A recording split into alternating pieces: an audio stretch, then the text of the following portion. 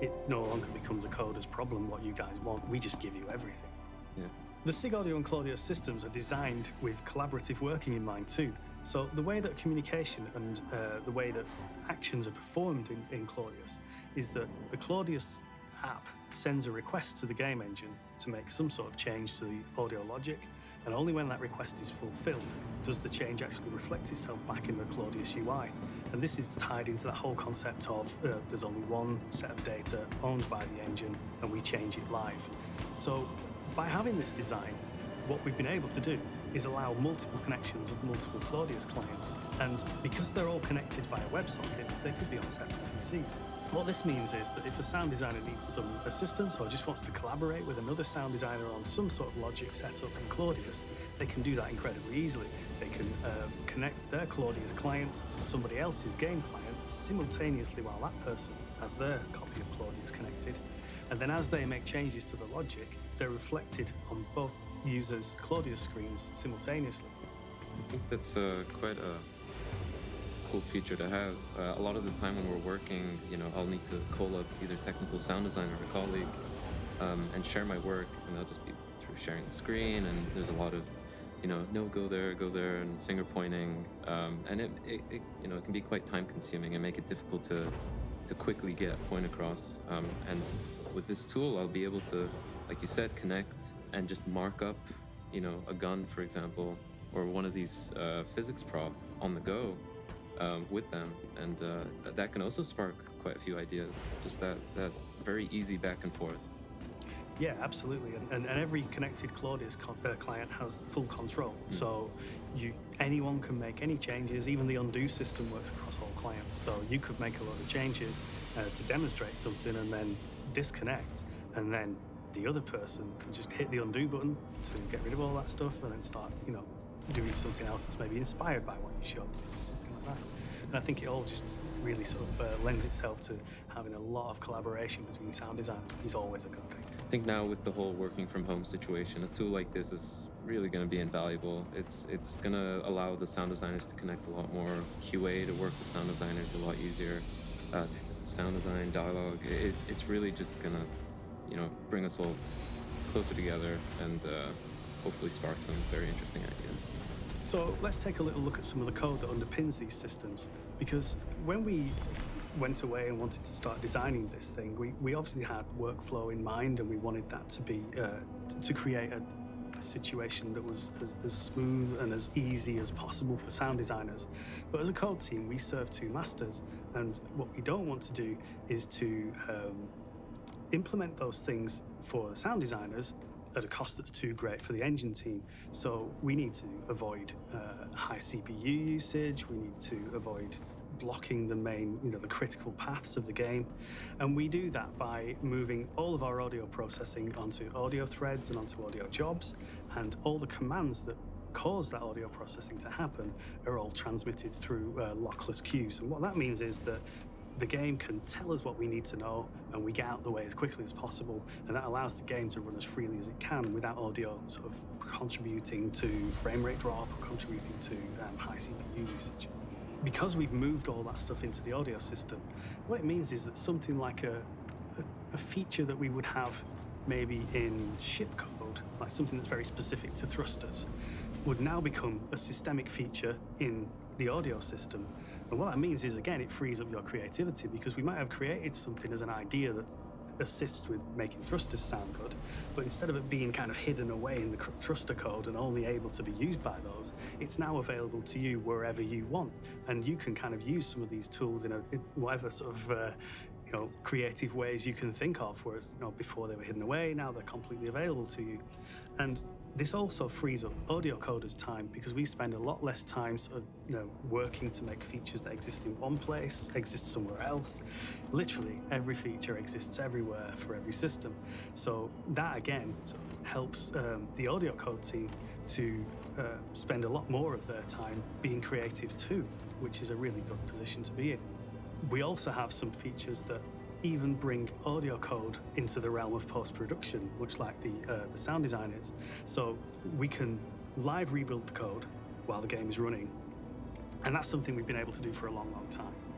But what Claudius does, because it uses this reactive programming model and it can react to the game's sort of transmission of events and parameters immediately and present them to you immediately, we can actually boot up the game and start up a feature we've never seen before and start playing around with it and find the bits where the audio needs to be, and then we can live add the code, rebuild it on the fly, and then it's already available to you guys. So we're making it so that collaboration between sound designers and audio coders becomes something that is just, it's almost as good as a collaboration between sound designers. It's like something we can go from nothing to a fully working feature without stopping the game.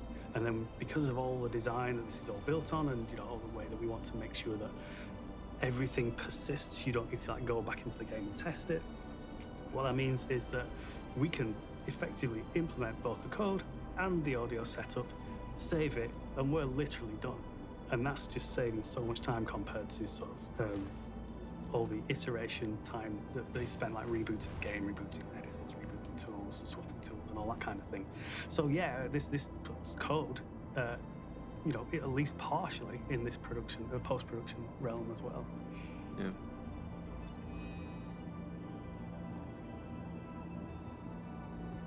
So we've looked at a lot of the features that we've already developed for Claudius, but we have lots of plans for the future too. The design of SIG Audio and Claudius aims to solve future problems before we know what they are, and where it can't solve them completely, it's going to make it easier to solve them. As new game features come along, and we don't know what they're going to be yet necessarily, we want to be able to support them as quickly as possible, but also we want to be able to reuse everything we create. And the SIG Audio and Claudius design is central to that. It's all about reuse, and it's all about having systemic features that are available to sound designers. I think what's so great about this technology is that we're gonna be able to take all this information from the game, bring the audio engine into the game engine, and just make it all so easy to access. I think one key aspect of Claudius that the audio team is really looking forward to is sympathetic audio. So this is the cause and effect that we were talking about before. I think having this one event trigger another, for example, it's going to make the game a lot more cinematic.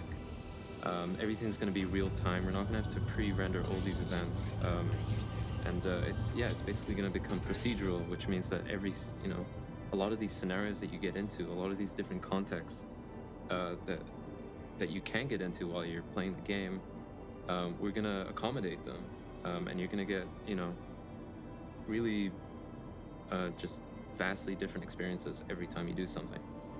And this is because we can infer so much from the game data and create those links to create a beautiful experience.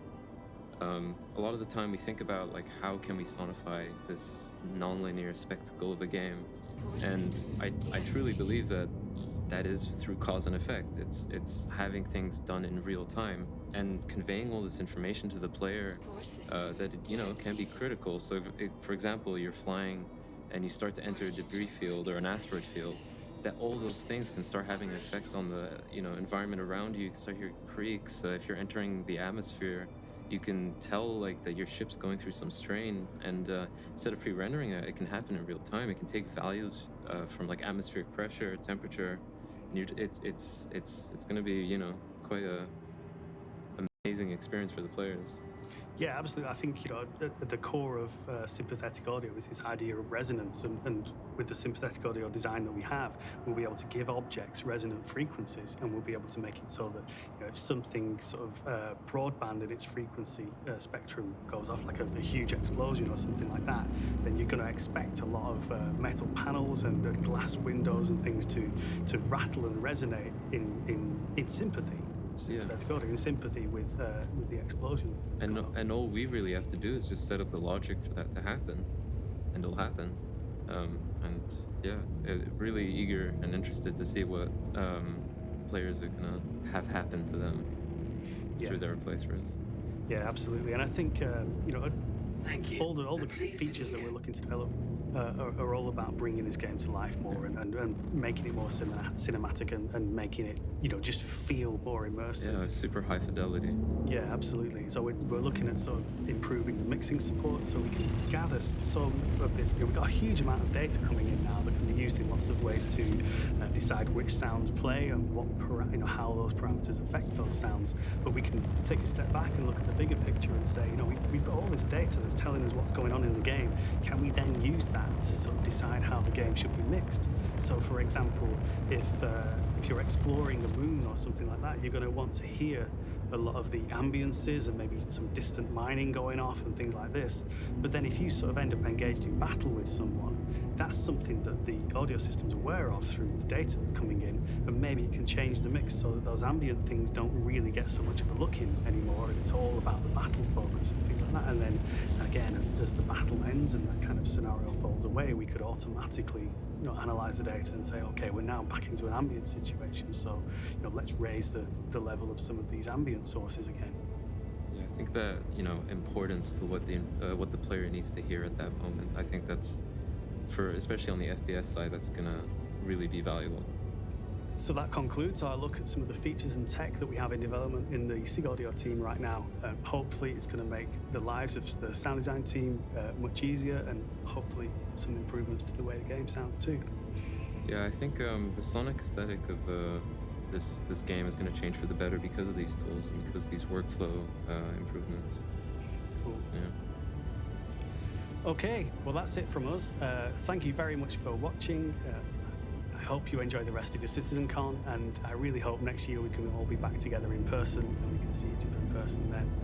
Thanks for watching. Goodbye. Thank you.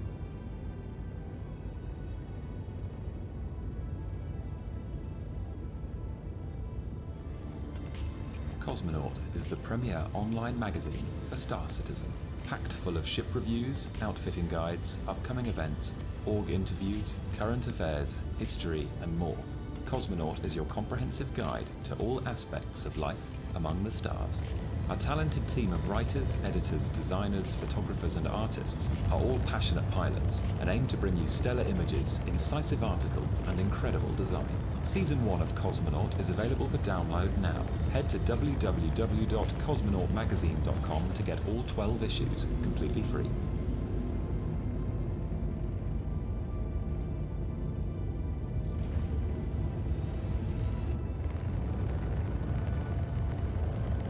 Them say, with every goal comes a sacrifice. With every dream comes a letdown. You've got to give up something to get that big thing you're chasing. I couldn't disagree more. See, everything is achievable.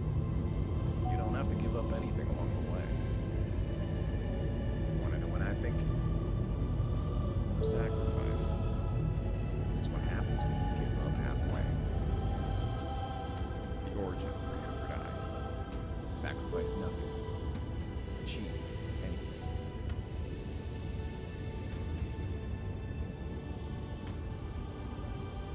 This is Jack. Jack is a successful trader. Unfortunately for Jack, he encounters local pirates. They want ransom money. Just a fraction of his profits. Jack refuses the proposal. In his mind, he is a hero. Now, Jack is dead. And all of his belongings go to the pirates anyway. Don't be like Jack. Be smart. Pay ransom. Sonst besitzt er die Plätze gewinnen.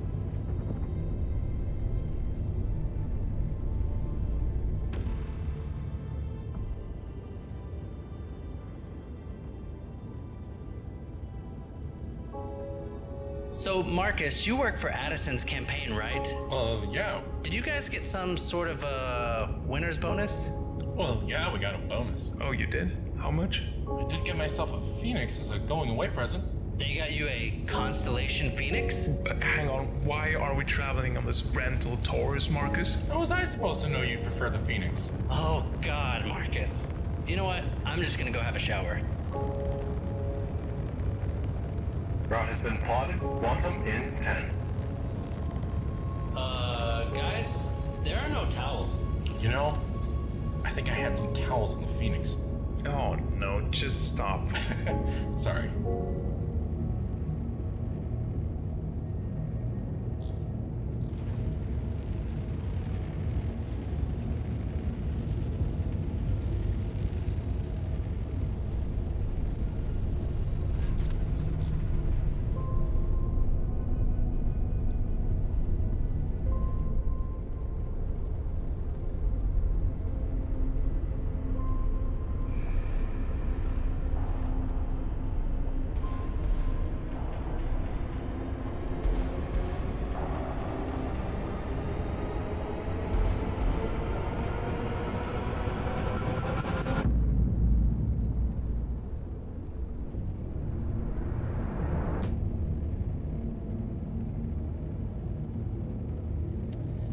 do not underestimate the talented and dedicated folks at CIG Audio. There's always a giant emphasis on video here, but none of it would ever hit the way that it's supposed to without that A to that V. And as we near the end of our show, we also saw the last of our community videos during the break, and I hope they stick around as a tradition for CitizenCons going forward. For those of you who know my origin story, you might understand why I have a particularly soft spot for them. But that's enough chat. This is it. We're at the end of our day. It's time for one more panel and one more panel alone. It's time for Tony, Rob, Ben, and Luke to take you deep into the machinery beneath our universe in systematic gameplay. Stream of thought. Bon appetit.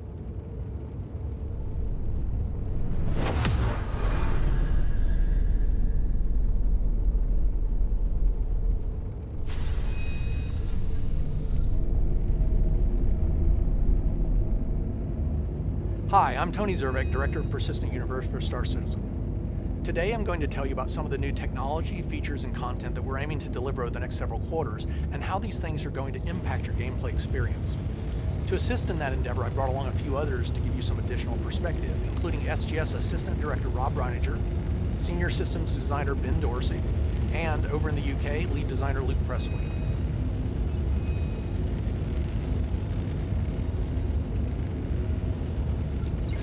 Rob, we've been able to buy and sell commodities for years, but we're now looking to try and close out the entire loop by the end of the year by allowing players to sell weapons, armor, clothing, and eventually ships back to the shops.